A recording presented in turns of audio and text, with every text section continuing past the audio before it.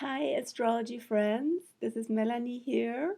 I haven't done a video in a long time, I believe since Jupiter went into Capricorn in December and now it's already May. Time to do a little clip here. And this one is about Venus going retrograde tomorrow, May the 12th. Yes, and there's lots of turnaround energy going on this week. You probably feel it. Everything is in U-turn mode. Saturn just went retro yesterday, Pluto already on April 25th, and on the 14th of May will be a Jupiter going retrograde. So, and Venus tomorrow. My sense is that Venus is actually, even though it doesn't seem like, because all the heavy duty concentration and gravitation goes into Capricorn, over to Aquarius with what's going on in public and with this whole big crisis situation that is being managed and has such an impact on humanity, on society.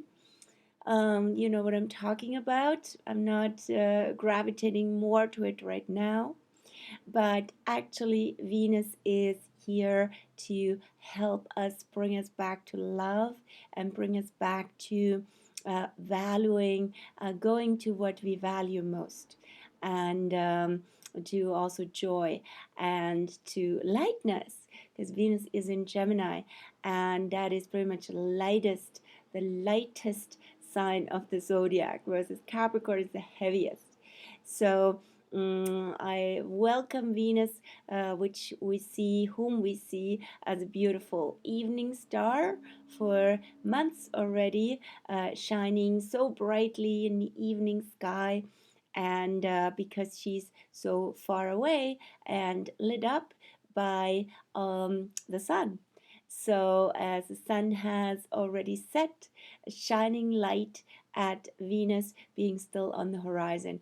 So we're seeing Venus so beautifully, but Venus is doing its turnaround, which happens every 18 months only.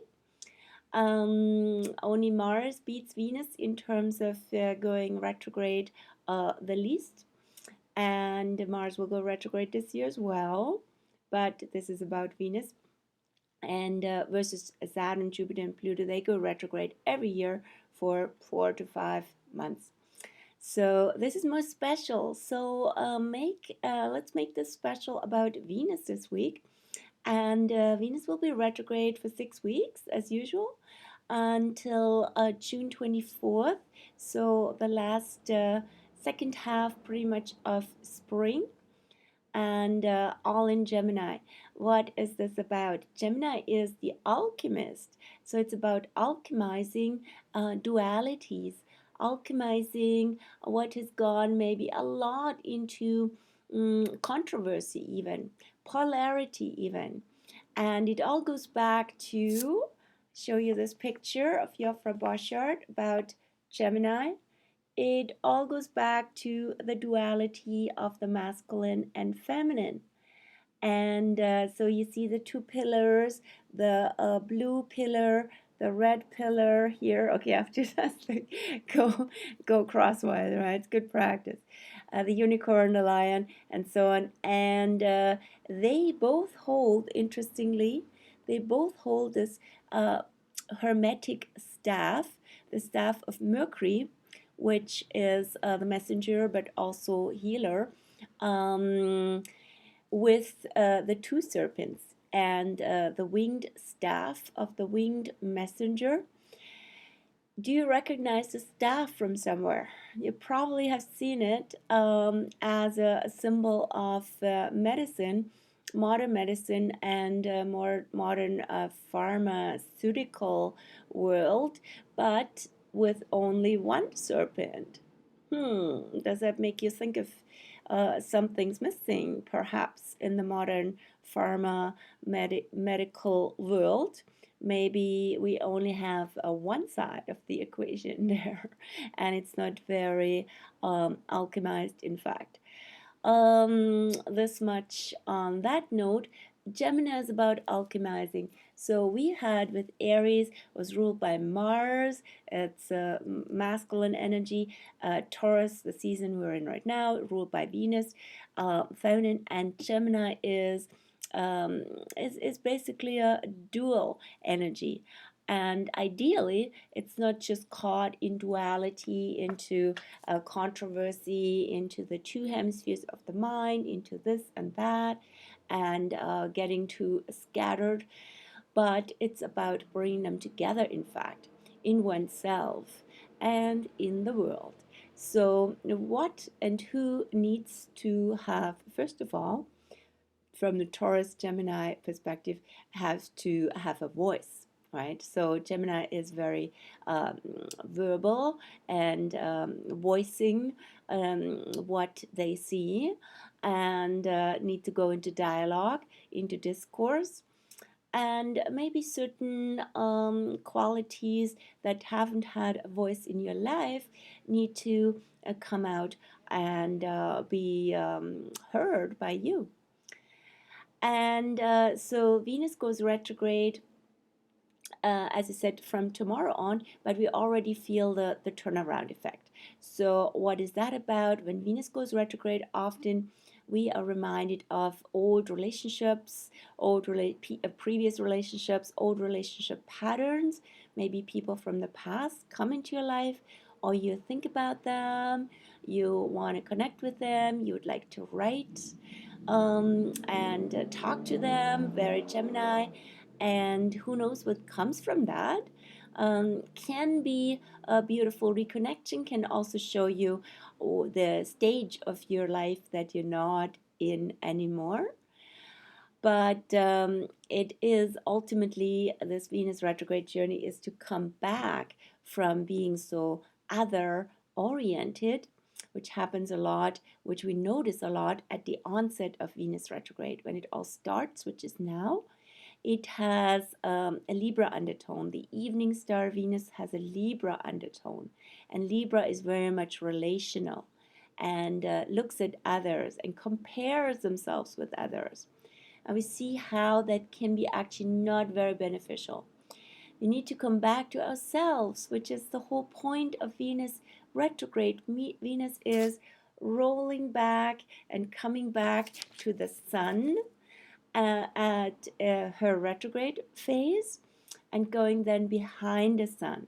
So when Venus meets the sun, it's all about self-love and being also guided by the self rather than by our attractions and by our magnetism toward other people.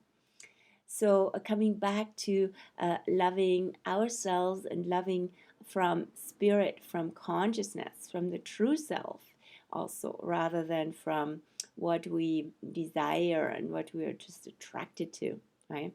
So, and it starts with fully loving ourselves, loving this life, and from that place also gathering also value, right? So finding out what we truly love and value in ourselves, what we really love, what we really value, and from this value really attracting in a new way.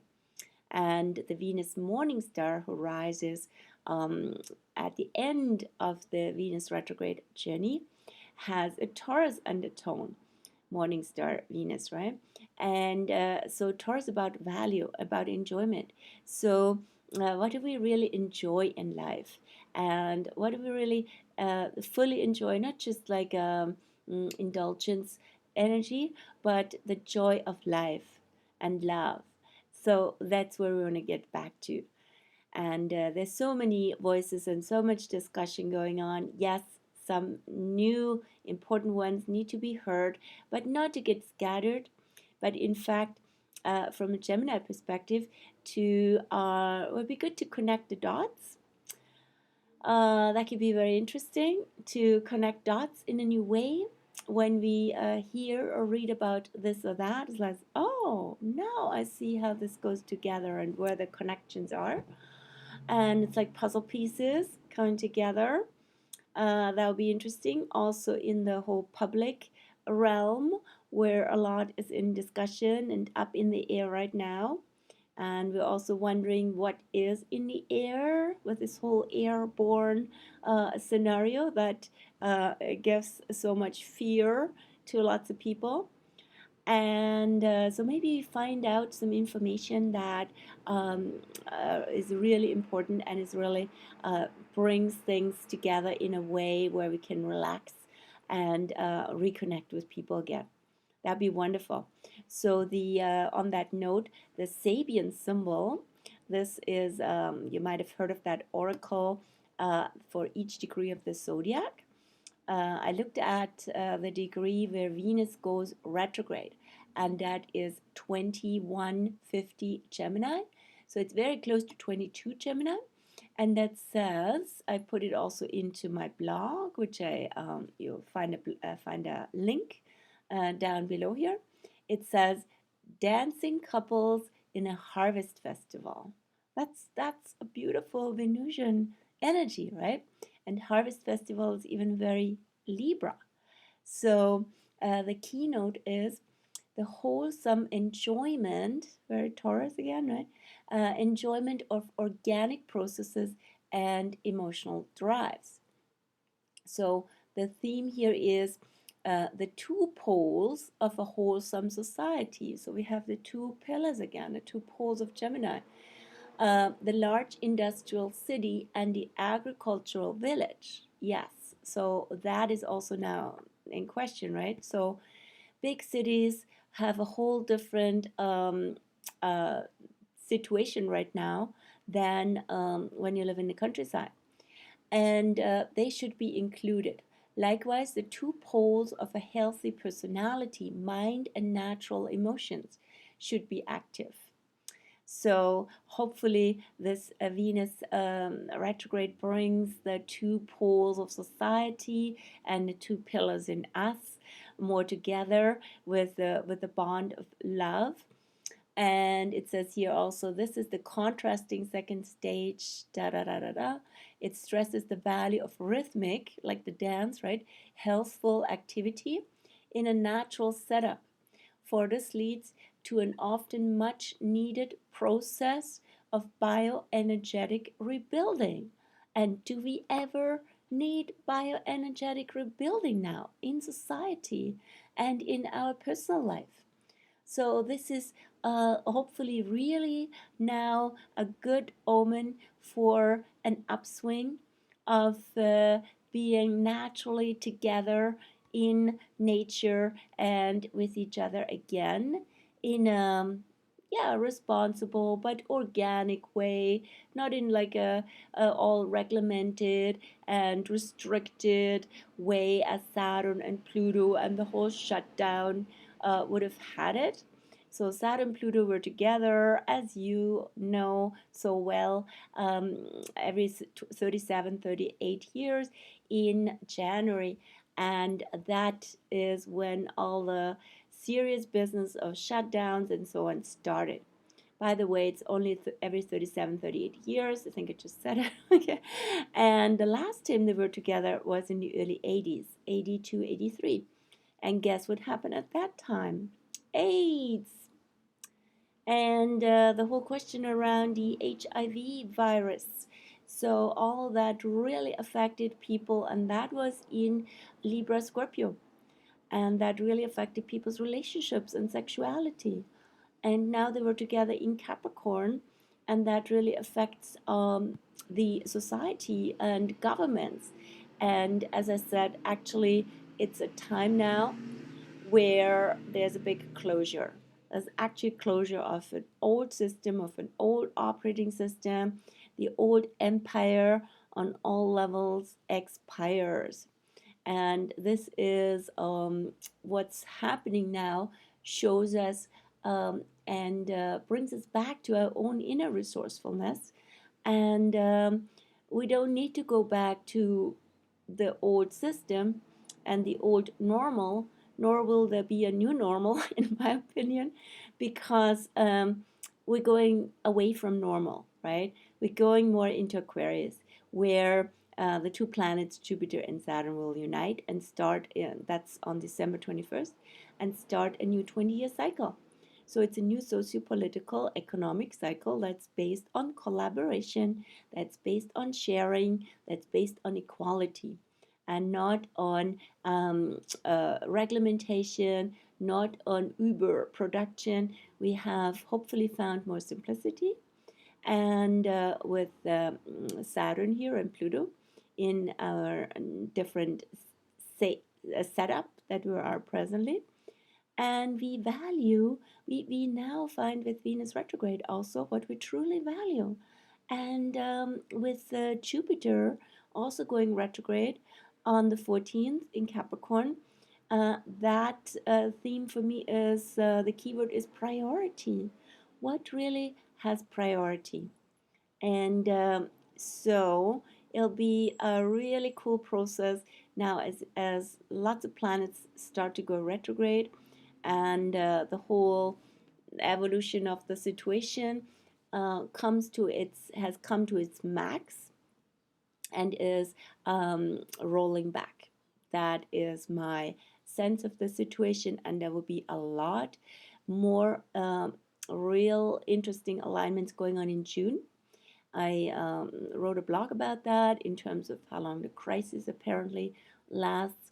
June is quite an interesting month, one of the most important months of the year.